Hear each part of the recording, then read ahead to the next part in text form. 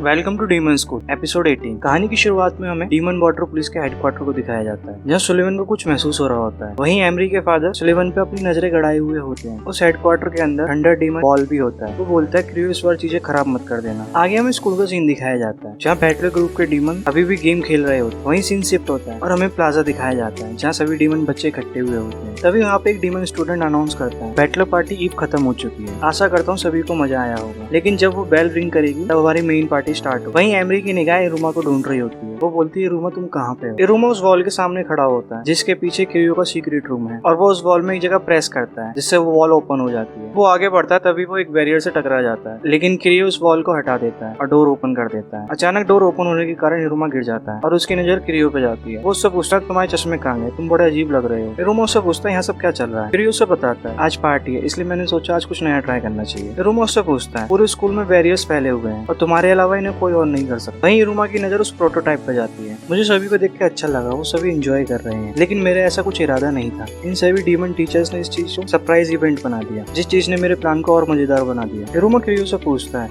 हमारी फायरवर्क्स की बॉल भी आपने ली है। क्रियो से बताता है हाँ। प्रोटोटाइप मशीन को देख के इरुमा काफी चौंक जाता है। तभी उसकी नजर प्रोटोटाइप के ऊपर रखी हुई फायरवर्क बॉल पे पड़ती है। वो उससे पूछता है क्रियो तुम करना क्या चाहते हो। क्रियो से बड़े आराम से बता देता है मैं इसे एक्सप्लोर करने वाला हूँ जिससे पूरा डीमन स्कूल खत्म हो जाएगा। इरुमा उसकी बातों से काफी हैरान हो जाता है और वहीं क्रियो इन सभी चीजों को काफी एंजॉय कर रहा होता है। क्रियो इरुमा को बताता है इस प्रोटोटाइप मशीन को बनाने का असली मकसद यही था। इरुमा उससे पूछता है तुम ऐसा क्यों करना चाहते। क्रियो इरुमा को बताता है मेरी फैमिली आर्मी क्लैन जो स्टील बैरियर के नाम से भी जानी जाती है, वो पूरे नेदर वर्ल्ड में काफी फेमस है और मेरी फैमिली को टॉप टायर फैमिलीज में से एक माना जाता है। लेकिन जब मैं पैदा हुआ और मेरी फैमिली वालों ने मुझे चेक किया तो वो काफी निराश हो गए। क्रियो के फ्लैशबैक में हमें दिखाया जाता है उसके फैमिली मेंबर काफी निराश होते हैं। उस फैमिली में से एक डीमन बोलता है इतने कम मैजिक पावर के साथ हमारी फैमिली में एक बच्चा पैदा हुआ है, ये कितनी शर्म की बात है, ये हमारी फैमिली पर शर्मिंदगी लाएगा। वो क्रियो को बड़ी गंदी निगाहों से देख रहे होते हैं, यहाँ तक कि उसकी मम्मी भी उसे धुतकार देती है और वो बाकी डीमन से बोलती है इसे बाहर निकाल दे। लिटिल क्रियो को एक डीमन स्कूल में भेज दिया जाता है जहाँ उन बच्चों को रखा जाता है जिनके पास कम मैजिक हो। वहाँ पे क्रियो को काफी टॉर्चर करा जा रहा होता है। टीचर उसे मार मार के उससे बोल रही होती है तुम्हें कॉन्सेंट्रेट करना पड़ेगा, तुम्हें अपने मैजिक को पावरफुल बनाना पड़ेगा, अगर तुम ऐसा नहीं करते हो तो तुम हमारी फैमिली पे एक धब्बा बन के रह जाओगे। तभी वहाँ पे 3 डीमन बच्चे आ जाते हैं। वो उससे बोलते हैं तुम हाई फैमिली से आए हो, और वो उसके ऊपर हंसने लगते हैं, उसका काफी मजाक उड़ाते हैं। क्रियो बताता है उस स्कूल में किसी को भी मेरे ऊपर विश्वास नहीं था, लेकिन फिर भी वहाँ पे एक डीमन लड़की थी जो मुझसे बातें करती थी। तभी वहाँ पे हमें एक डीमन गर्ल को दिखाया जाता है जो काफी क्यूट होती है। क्रियो बताता है उसके भी ग्रेड काफी अच्छे नहीं थे, लेकिन मुझे उसके साथ काफी अच्छा लगता था, हम एक दूसरे के साथ काफी टाइम बिताते थे। क्रियो से मैजिक करके दिखाता है, वो लड़की काफी खुश हो रही होती है उसका मैजिक देख के। क्रियो से बताता है मेरा मैजिक काफी वीक है, इस वजह से मैं इस बैरियर को ज्यादा देर नहीं रोक सकता। वो लड़की बोलती है तुम्हें कॉन्सेंट्रेट करना चाहिए, तुम्हारे अंदर काफी चीजें अच्छी हैं जैसे कि तुम्हारे हॉर्न्स। तभी वो लड़की उसे अपनी इयररिंग्स उतार के देती है। वो उसे बताती है मेरी ग्रैंड माँ ने दी है, ये एक गुड लक चार्म है, अगर तुम इसे टच करते हो तो तुम्हारे साथ भी चीजें काफी अच्छी होंगी। वो डीमन गर्ल उससे बताती है ये मुझे मेरी जान से भी ज्यादा प्यारा है। क्रियो उससे पूछता है क्या मैं इसे पक्का टच कर सकता हूँ। तभी क्रियो बताता है एक दिन सब बदल गया। हमें फिर वो तीनों डीमन दिखाए जाते हैं जो क्रियो को पहले परेशान कर रहे थे। वो इन दोनों को परेशान कर रहे होते हैं। वो लड़का उन दोनों को गुस्सा रहा होता है। वो उन दोनों से बोलता है तुम दोनों क्लास के सबसे वीक बच्चे हो। वो लड़की बोलती है हम वीक नहीं है बल्कि तुम वीक हो क्योंकि तुम एक भी क्लास नहीं लेते हो। उसकी बात सुन के वो लड़का काफी गुस्सा हो जाता है और वो उस इयरिंग को फेंक देता है। वो इयरिंग नदी में गिरने वाला होता है, लेकिन तभी क्रियो अपने मैजिक से उसे बचा लेता है। क्रियो के मैजिक देख के वो लड़की काफी खुश हो जाती है, लेकिन क्रियो के मैजिक कमजोर होने की वजह से वो बैरियर टूट जाता है और वो जो इयरिंग है वो नदी में गिर जाता है। ये देख के वो डीमन गर्ल रोने लग जाती है। क्रियो बताता है उस डीमन गर्ल ने वो स्कूल छोड़ दिया, लेकिन मैं वहीं रहा। क्रियो इरुमा को बताता है मैं उसके रिएक्शन को आज भी नहीं भूल पाया, उसका चेहरा निराशा से भरा हुआ था। क्रियो की बात सुन के इरुमा उसे संभालने की कोशिश करता है, लेकिन तभी क्रियो बोलता है मुझे उसका ऐसा फेस देख के काफी अच्छा लगा। तभी इरुमा रुक जाता है। क्रियो से बताता है जब भी लोग मुझे निराशा से देखते थे मुझे बड़ा अजीब सा महसूस होता था, लेकिन जब उस लड़की ने मुझे निराशा से देखा तो मुझे कुछ अच्छा सा महसूस हुआ। तब मुझे पता चला मुझे लोगों की निराशा देख के बड़ी खुशी मिलती है, मैं उससे काफी एक्साइटेड हो जाता हूँ। उस समय मुझे ऐसा लगता है मेरे दिल ने धड़कना बंद कर दिया है और उस समय मेरा नया जन्म हुआ। इरुमा क्रियो की बात सुनकर काफी हैरान हो रहा होता है। तभी क्रियो उसे दबोच लेता है और वो इरुमा से बोलता है तुम समझे दूसरों के निराश चेहरे देखना मेरा जीवन का सिर्फ यही एक मकसद, इससे मुझे काफी अच्छा महसूस होता है। तभी इरुमा सोचता है मैं भूल गया था कि मैं एक इंसान हूँ और ये एक असली का डीमन। क्रियो इरुमा से बोलता है मुझे तुम्हारे चेहरे पे निराशा देख के बहुत अच्छा लगा। क्रियो इरुमा को छोड़ देता है और वो उससे बोलता है चलो मैं तुम्हें बताता हूँ क्योंकि मैं स्कूल को क्यों तबाह करना चाहता हूँ। ये सब पुरानी बैटलर पार्टी से स्टार्ट हुआ था। ये जब की बात है जब मैं अपने बड़े भाई से मिला था मैजिक एप्रेंटिस बैटलर ग्रुप में। हमें दोबारा से एक फ्लैशबैक दिखाया जाता है जहाँ पे लिटिल क्रियो एक बैटलर ग्रुप के अंदर आ गया होता है। वहाँ सभी डीमंस बोलते हैं कि पागल बच्चा यहाँ क्यों घुसा चला आ रहा है। क्रियो से बताता है मैंने तुम्हारे बारे में रिव्यूज सुने थे इस वजह से मैं यहाँ पे आया। क्रियो की बात सुनकर काफी सारे डीमन हैरान हो जाते हैं। तभी वहाँ पे एक डीमन क्रियो के ऊपर तलवार रख देता है, लेकिन क्रियो डरता नहीं है, वो उसकी तलवार को पकड़ लेता है। वो उससे पूछता है तुमने इस तलवार से कितने लोगों लोगों को आज तक मारा है, मैं जानना चाहता हूँ, मुझे उनके नाम बताओ। तभी वहाँ पे बाल आ जाता है। वो सभी से पूछता है पागल बच्चा यहाँ क्या कर रहा है। क्रियो से बताता है मैं अपने जैसे लोगों से यहाँ पे मिलने आया हूँ। क्रियो से समझाता है जब लोग मुझसे गुस्सा होते हैं या फिर मुझसे निराश होते हैं तो मुझे बड़ा अच्छा लगता है। बाल उससे बोलता है इसमें क्या खराबी है और ये एबनॉर्मल कहाँ से हुआ, जितने भी पुराने डीमंस थे वो सब ऐसे ही थे। तभी बाल लात मार के उस टेबल को तोड़ देता है। वो उससे बोलता है मैं तुम्हें समझ सकता हूँ तुम कैसा फील कर रहे हो। वो उससे बोलता है मेरे ग्रुप में जितने भी डीमंस हैं उन सभी के एम्बिशंस हैं और जो उनके एम्बिशंस है वही एम्बिशंस मेरे भी हैं। बाल एक ड्रिंक निकालता है। क्रियो से बोलता है अगर तुम इसे पी लोगे तो तुम भी हमारे जैसे बन जाओगे, तुम मुझे फॉलो करो और मैं तुम्हें वो दूंगा जो तुम्हें चाहिए। बाल उसे बताता है हम डीमन स्कूल में रैंक सिस्टम को खत्म करने वाले हैं। क्रियो रोमा को बताते हुए काफी खुश हो रहा होता है। वो उससे बोलता है अगर मैं रैंक सिस्टम को खत्म करना है बेबलिस स्कूल को खत्म करना पड़ेगा, क्योंकि बेबलिस स्कूल रैंक का सिंबल है। इस स्कूल की तबाही के लिए मैं बहुत ज्यादा एक्साइटेड हूँ और इसमें सबसे बड़ी मदद ये फायरवर्क्स करेंगे और मेरे प्रोटोटाइप की मदद से इसका जो धमाका होगा वो एक बड़े लेवल पे होगा। और मेरी किस्मत कितनी अच्छी है जो मैं तुमसे मिला। इस खतरनाक सिचुएशन से अनजान बाहर जितने भी डीमंस होते हैं वो काफी खुश होते हैं। क्रियो रोमा को बताता है मैं चाहता हूँ कि सभी पेरेंट्स अपने बच्चों के लिए रोएं, गिड़गिड़ाएं, उन्हें बचाने की कोशिश करें, लेकिन वो उन्हें बचा नहीं पाएंगे। तुम जानते हो मैं चाहता तो मैं तुम्हें रोक सकता था, लेकिन मैंने तुम्हें क्यों नहीं रोका, मैं तुम्हें बताता हूँ मैंने ऐसा क्यों नहीं किया। मैं चाहता था तुम भी मेरे साथ इन फायरवर्क्स को जलते हुए देखो। फिर क्रियो से बोलता है मैं तुम्हें एक बॉक्स के अंदर बंद कर दूंगा जिससे तुम ये सब देख सको और मैं तुम्हारा निराशा से भरा हुआ चेहरा देखना चाहता हूँ। तुम चाहो तो तुम मुझे मार भी सकते हो जिससे मैं तुम्हारे एक्सप्रेशंस को देख पाऊँ। क्रियो की बात सुनकर रूमा वहाँ खड़ा हो जाता है और वो उससे बोलता है मैंने डिसाइड कर लिया है और वो वहाँ से प्रोटोटाइप के पास जाता है। रूमा उस प्रोटोटाइप के पास कुछ बॉक्स को सेट कर रहा होता है। तभी क्रियो उससे बोलता है मैं तुम्हारा निराशा से भरा हुआ चेहरा देखना चाहता था, लेकिन तुम निराश क्यों नहीं हो, मैं पूरे स्कूल को तबाह करने वाला हूँ, तुम्हें इसका बुरा नहीं लग रहा। रूमा से बोलता है अफसोस और निराशा दोनों ही समय खराब करते हैं और इन चीजों से कुछ भी अच्छा नहीं मिलता। रूमा की बातें सुनकर क्रियो काफी हैरान हो जाता है। मेरी जिंदगी एक जहन्नुम जैसी रह चुकी है तो मुझे इन सब चीजों की आदत है। निराशा चीजों को बदल नहीं सकती, मैं अपनी खुशी खुद ढूंढता हूँ। इस पूरे समय क्रियो सोच रहा था रूमा और वो दोनों एक जैसे हैं। वो एक माइल्ड मैनर्ड और वेल गार्डेड और उसके पास भी एक एम्बिशंस था, लेकिन वो गलत था। तभी रूमा उस प्रोटोटाइप में से उस फायरवर्क बॉल को निकाल लेता है। मैं अपनी पूरी जिंदगी चीजों से भागता रहा, लेकिन जब मैं यहाँ पे आया मैंने चीजों से अपने लिए लड़ना सीखा। इसलिए अगर तुम बुरे हो मैं फिर भी यहाँ से नहीं भागूंगा, मैं तुम्हारे एम्बिशन को खत्म कर दूंगा। क्रियो वहाँ सोच रहा होता है दुनिया में ऐसा कोई भी है जो निराश ना होता हो, इसके जैसा वास्तव में कोई एग्जिस्ट ही नहीं करता। और ये सोचता है कि ये मेरे एम्बिशंस को खत्म कर सकता है। वो रूमा से उस बॉल को वापस मांगता है। क्रियो उससे बोलता है अगर तुमने इसे सेंट्रल प्लाजा से दूर नहीं फेंका तो इन सभी के साथ साथ हम दोनों भी मरेंगे। रूमा से दोबारा बोलता है कि मैं भागूंगा नहीं और ना ही मैं निराश होऊंगा। इन सबसे अलग एक डीमन अनाउंस करता है पार्टी डे का काउंटडाउन स्टार्ट होने वाला है। रूमा क्रियो से बोल रहा होता है मैं किसी को भी हर्ट होने नहीं दूंगा, हमने फायरवर्क्स बनाए थे लोगों को दिखाने के लिए, उन सभी का हक बनता है इन्हें देखने का, ना कि उन लोगों को खत्म करने के लिए। वहाँ काउंटडाउन शुरू हो गया होता है। रूमा उस बॉल को लेके खिड़की से बाहर कूद जाता है और वो अपने रिंग के इफ्रिट मोड को एक्टिवेट कर देता है और वो लिवेरा बोल के अपना मैजिक कास्ट कर देता है। मैजिक कास्ट होते ही एक ड्रैगन आ जाता है। वो उस बॉल को पकड़ के आसमान में ले जाता है। ड्रैगन जा ही रहा होता है लेकिन वो उस बैरियर को क्रॉस नहीं कर पाता। तभी क्रियो बोलता है इसलिए मैं कहता हूँ तुम पागल हो, हमें बताया जाता है ये बैरियर इतने पावरफुल है यहाँ तक कि एक्सप्लोजन भी उन्हें नहीं तोड़ सकता। वो रूमा को बताता है इस बैरियर को केवल सुलिवन ही तोड़ सकता है। क्रियो की बात सुनकर रूमा काफी खुश हो जाता है और वो उसे एक क्रीपी स्माइल देता है और वो बोलता है ग्रैंडपा मुझे माफ करना, मैं अपना प्रॉमिस तोड़ने जा रहा हूँ। और वो अपना सबसे खतरनाक मैजिक कास्ट कर देता है जिसका नाम होता है पेंडरोला। तभी हमें दिखाया जाता है रूमा की रिंग का सबसे लास्ट मोड एक्टिवेट हो गया होता है जिससे रूमा की बैक पर पंख आ जाते हैं और एक डेंजरस मैजिक कास्ट हो जाता है। उस ड्रैगन की पावर इतनी ज्यादा हो जाती है वो बैरियर को बड़े आसानी से तोड़ देता है। वहीं दूसरी तरफ सभी बच्चे काउंटडाउन कर रहे होते हैं। उस मैजिक को कास्ट करने की वजह से रूमा का सारा मैजिक खत्म हो गया होता है जिससे वो काफी थक जाता है और वो नीचे गिरने लगता है। हमें दिखाया जाता है काउंटडाउन भी खत्म होने को आता है और क्रियो वहाँ पे काफी उदास होता है। तभी सभी बच्चों का ध्यान आसमान की तरफ जाता है जहाँ एक ड्रैगन आसमान की तरफ बढ़ रहा होता है। जैसे ही काउंटडाउन खत्म होता है वो फायरवर्क बॉल फट जाता है। उस फायरवर्क को देख के सभी बच्चे काफी खुश हो जाते हैं, यहाँ तक कि एस्मोडियस और क्लेरा भी काफी खुश हो रहे होते हैं। उस फायरवर्क को देख के सभी डीमंस काफी हैरान होते हैं और वो उसे एंजॉय भी कर रहे होते हैं। आगे हमें एमरी को दिखाया जाता है, वो काफी खुश हो रही होती है। वो बोलती है आखिरकार मैंने इन्हें देख ही लिया। आगे हमें दिखाया जाता है क्रियो ने रूमा को बचा लिया होता है। वो काफी गुस्सा हो रहा था, उसे बहुत ज्यादा परेशानी महसूस हो रही होती है। वो रूमा से बोलता है मैं अपने मकसद के कितना पास था, लेकिन अब सब लोग काफी स्माइल कर रहे हैं, ये लोग निराश क्यों नहीं है, मुझे अच्छा नहीं लग रहा है। लेकिन उसकी बातों का रूमा पे कोई असर नहीं हो रहा होता है। मैजिक को इतने हाई लेवल पे यूज करने की वजह से रूमा थक जाता है जिस वजह से वो सो जाता है। तो दोस्तों यहीं पे एपिसोड खत्म हो जाता है। अगर आप सभी को हमारी वीडियो अच्छी लग रही है तो इन्हें लाइक करें और हमारे चैनल को सब्सक्राइब करना बिल्कुल ना भूलें। दरअसल हम यूट्यूब पे नए हैं और हमारे सब्सक्राइबर्स अभी नहीं बढ़ रहे हैं, सो प्लीज हमारे चैनल को सब्सक्राइब करें और हमारी मदद करें।